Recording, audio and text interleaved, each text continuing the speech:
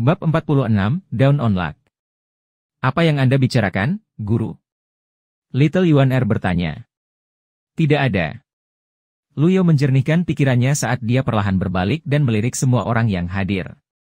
Dia merasa bahwa siapapun yang dia lihat, mereka semua mengatakan kepadanya, terima kasih sudah mencoba. Yuan Er kecil tahu bahwa tuannya tidak senang, jadi dia tertawa bercanda dan berkata, jangan marah, Tuan, saya telah membunuh semua penjajah. Jika Anda masih tidak senang, saya bisa kembali dan tusuk tubuh mereka beberapa kali lagi dengan pisauku. Yo Jifeng, Luyo mengangkat tangan dan berkata dengan ringan, di mana Old Ford? Old Ford terluka parah, tapi itu juga memberinya kesempatan langka. Dia sekarang dilindungi oleh hutan dan tidak bisa datang menemuimu, Master, jawab Duan Musheng sambil menyeret rantai bersamanya.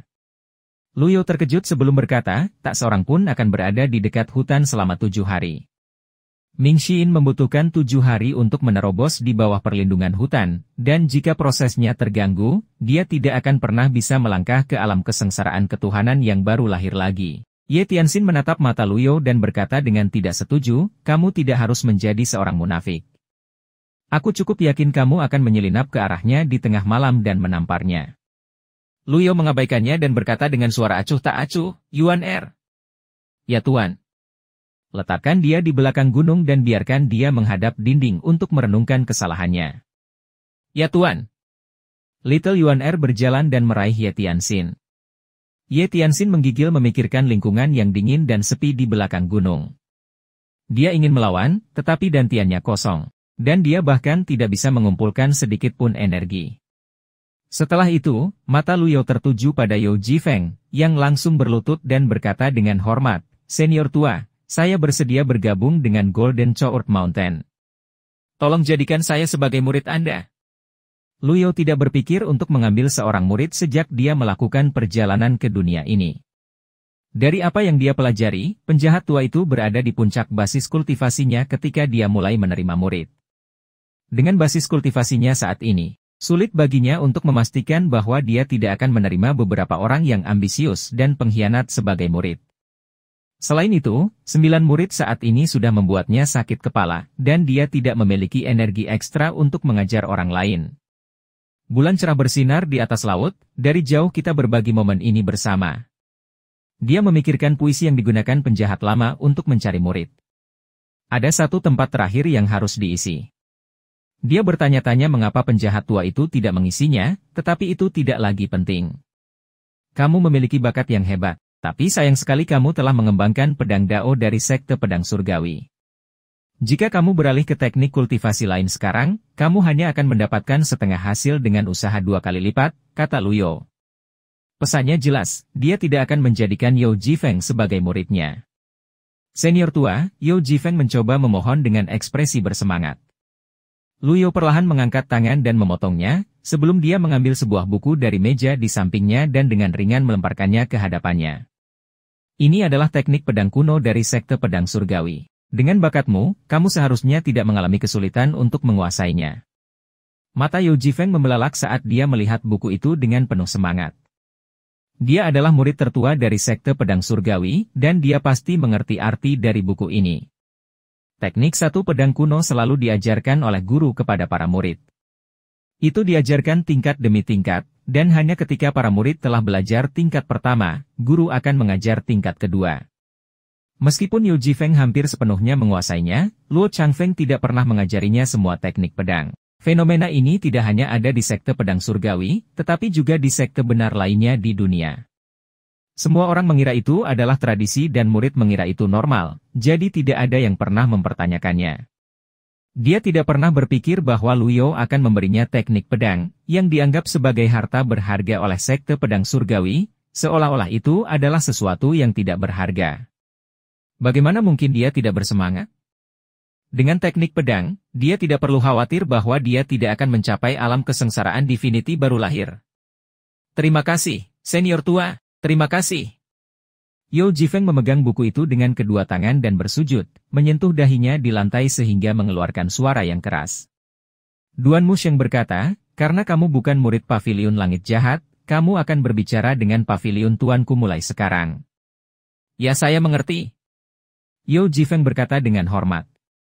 Ada banyak akomodasi di Evil Sky Pavilion. Selain Pavilion Timur dan Pavilion Selatan, Anda dapat memilih di mana saja untuk menginap. Saya mengerti.